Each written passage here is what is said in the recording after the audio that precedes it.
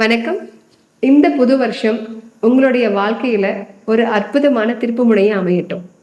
உங்களுடைய முழு வாழ்க்கையும் இந்த வருஷத்துல நீங்க எடுக்கக்கூடிய முடிவுக்கு நன்றி சொல்லக்கூடிய ஒரு நல்ல ஒரு முடிவை நீங்க எடுக்க போறீங்க. அதாவது ஒவ்வொரு நோய்க்கும் இன்னைக்கு ஒரு மருந்து இல்லாம இருக்கலாம்.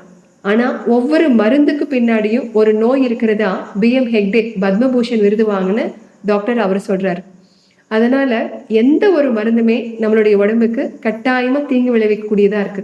அதனால இன்னைக்கு நிறைய பேர் சர்க்கரைக்கு ரொம்ப நாள் மாத்திரை சாப்பிடலாம், ப்ரெஷருக்கு சாப்பிடலாம், அல்லது சின்ன சின்ன தலைவலி அல்லது காய்ச்சல், இருமல், வாந்தி வருது, ஒரு அலர்ஜியா இருக்குது, தூக்கம் வரல, இந்த மாதிரி நம்ம சாப்பிடக்கூடிய ஒவ்வொரு மருந்துகளும் நம்மளுக்கு மிகப்பெரிய பின்னாடி பெரிய நோயை கொண்டு வரும். அதே மாதிரி இன்னைக்கு நம்ம சத்து மாத்திரைகள் நிறைய சாப்பிட்றோம். நிறைய விஷயங்கள் நம்மளுக்கு தெரியாமலே நம்மளுக்கு பெரிய நோய்களை கொண்டு வர்றதுக்கான வாய்ப்பா இருக்குது. இந்த வருஷத்துல ஒரு சின்ன மாற்றத்தை நீங்க கொண்டு வாங்க. கட்டாயமா இந்த பரபரப்பான இந்த வாழ்க்கையில இது கொஞ்சம் கடினமா தான் இருக்கும்.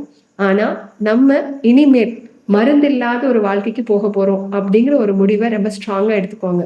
நீங்க கட்டாயமா இதை பண்ண முடியும். உங்களுடைய மைண்டை ஹாப்பியா ஹெல்த்தியா வச்சுக்கோங்க. இயற்கையோட இணைஞ்ச வாழ்க்கையை வாழுங்க. இயற்கைக்கு உதாரணத்துக்கு நேரத்துல தூங்குறது, நேரத்துல சாப்பிட்றது, டிஜிட்டலோடைய கனெக்ட் ஆட இல்லாம முடிஞ்ச அளவுக்கு கொஞ்சம் இயற்கையோட இருக்கிறது, நிறைய உங்களுடைய சொந்தங்களோட பேசி சிரிச்சு விளையாடுறது, இந்த மாதிரி சின்ன சின்ன விஷயங்கள் உங்களுக்கான ஒரு வாழ்க்கையை நீங்க வாழ ஆரம்பிங்க.